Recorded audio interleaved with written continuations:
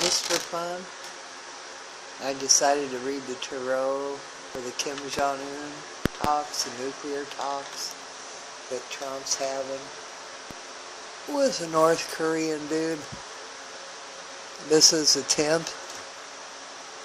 I don't have enough. I got them all over the place here, too far away from one another. This is overall energy. It's the Ace of Wands. This which is spinning. I'm not sure if it's upright or in reverse. So we'll keep it in mind, but it can be read either way. Put it over here. Oh, the Rockies. Alrighty. Let me see.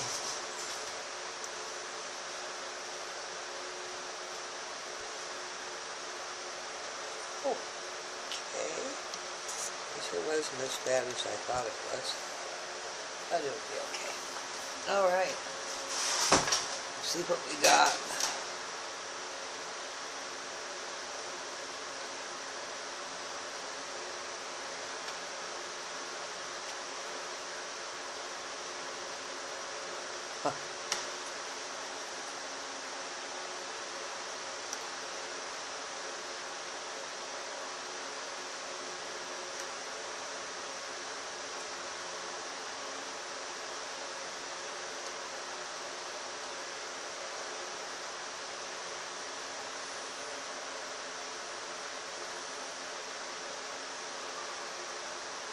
Alrighty then, let's see. Here at the very beginning we have two major arcana. We have Temperance, which of course is the balance, and the Magician, which is manifesting. Hopefully manifesting balance. That's a possibility. Person never knows. Here's the Star, which crowns us. So that's a very good omen. The Star is. And it is also a major arcana. That's 3. The Death card in the future. 4. Wheel of Fortune reversed in the future. 5. The Chariot reversed as an outcome. 6. The Hanged Man straight up as an outcome. 7.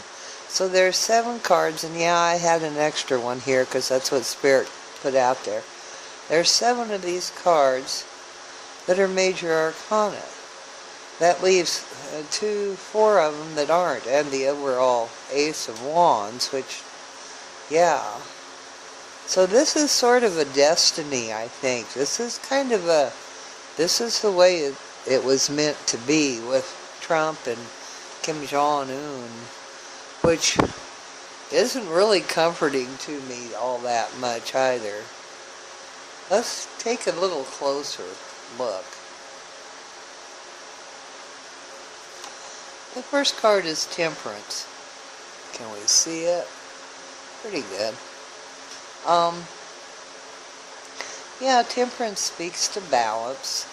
To a balance of power, actually, which isn't all that great for us, seeing as okay, we should be way more powerful than North Korea, no matter how you look at it, as far as I can see.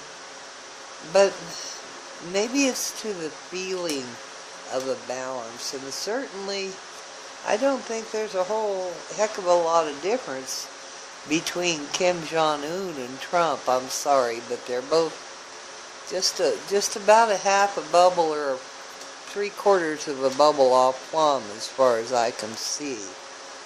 But you know, we do need a balance, and eventually we're going to have to talk to North Korea. And no, I don't like Trump, and if you do, I don't care.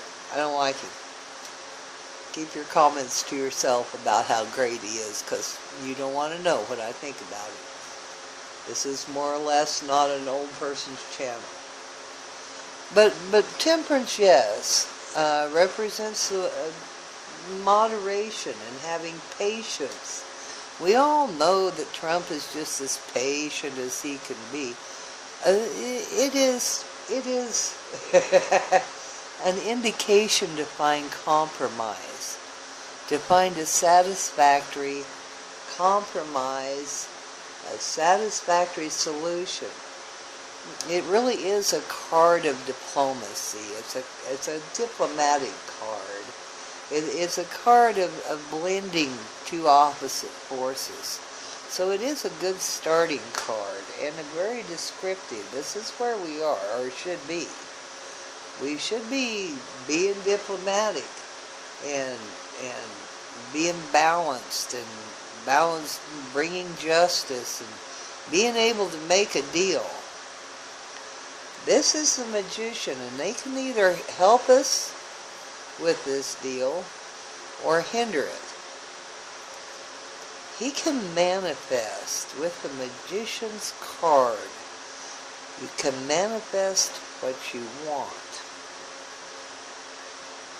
So, with the temperance and the magician could manifest the temperance, could manifest the destiny, or the diplomat, and you know, it could manifest in a favorable way. It could help. It could help a hell of a lot. It could help. It could even maybe manifest enough from the temperance card, if we hope enough, someone could manifest enough out of this to make Trump kind of sensible. And maybe Kim Jong-un, and maybe, you know, who knows, we can hope that we can bring an end to this madness.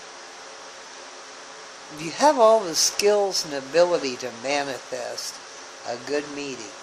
If nothing else, right now, though, you know, expectations are so low that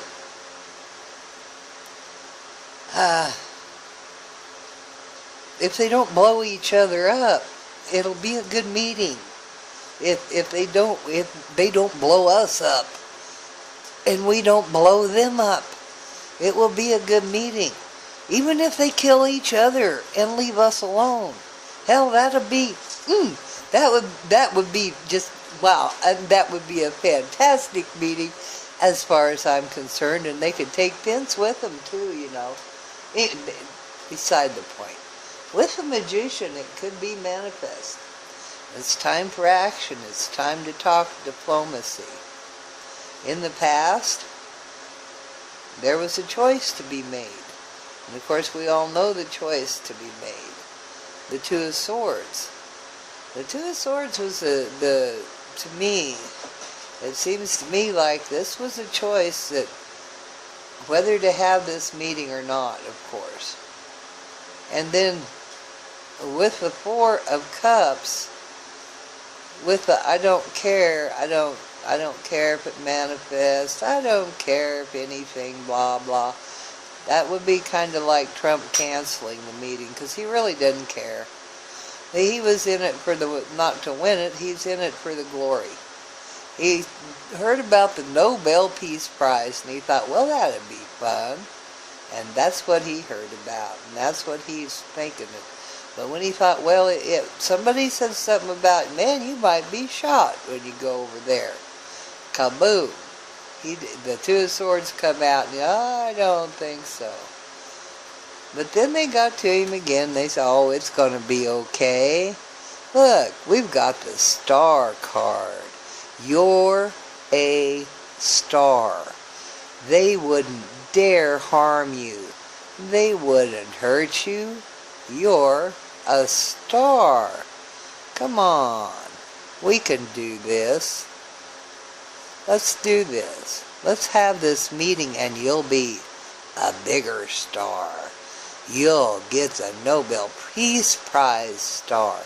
This is the future that he is holding out. This is what he, and right now, even now, this is also present. This is the past, recent past. This is the possible present and possible still the future. It's here.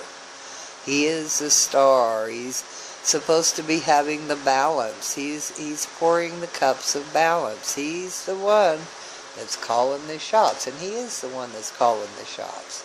He is the one that got the the negotiations going. Even when they made fun of him with that big envelope in his tiny hands, even then, either he was too stupid to know what they were doing, or he didn't get upset. He kept his cool, he kept his calm. Personally, well, never mind. But anyway, even then, he is the star. He'll show up probably. We'll see what happens. What's going to happen is it's going to cost us money. It's already cost us a lot. This whole shenanigans cost us a lot of face. It's cost us a lot of money. And what he's doing is costing us a lot of goodwill and a lot all over the place. We're losing money. We're hemorrhaging money. That's what this is. The Ten of Pentacles he's spending the national treasure on whatever, hopefully to come to himself, because that's where a lot of it's going. Okay, and our fears. The fears is the Queen of Pentacles. That's interesting. Trump fearing a woman? Or maybe Kim Jong-un's fearing a woman. Or maybe it's not a woman, maybe it's an energy, a negative energy of the Earth Queen. Because that's what she is. The Queen of Pentacles is the Earth Queen and the Money Queen yeah. In reverse, well, maybe they're right, both of them, to be scared of her. Maybe she is something to fear when it comes to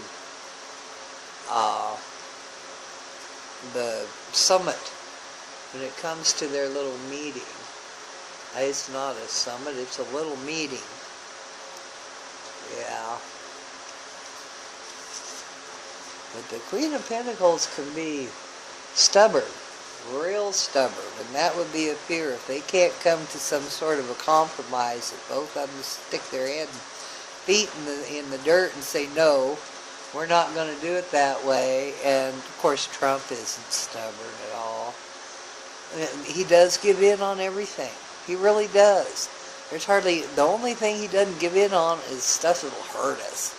Then he's got his feet stuck in the sand. Anytime he gets paid, then he gets stubborn. Liking things done their own way and prone to jealousy. Well, goodness. I wonder who that could be. A female energy. Could be self-indulgent. Could be, I don't know.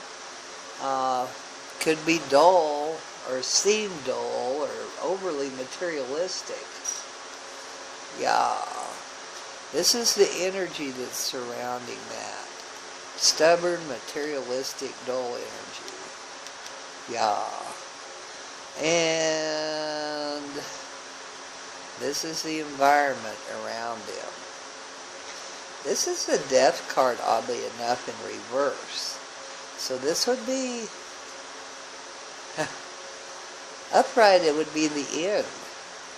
In the reverse, this is a new beginning. We have a new beginning starting. Well, and of course we do. With him going over there, no matter what happens, it is a new beginning. No matter how stubborn or incalcitrant or, whatever, egomaniacal they are, either of them, it's a new beginning. This is something that has never happened before. It's a new beginning, and the Wheel of Fortune is again the highest hope. Their highest hope is that the Wheel of Fortune is against them.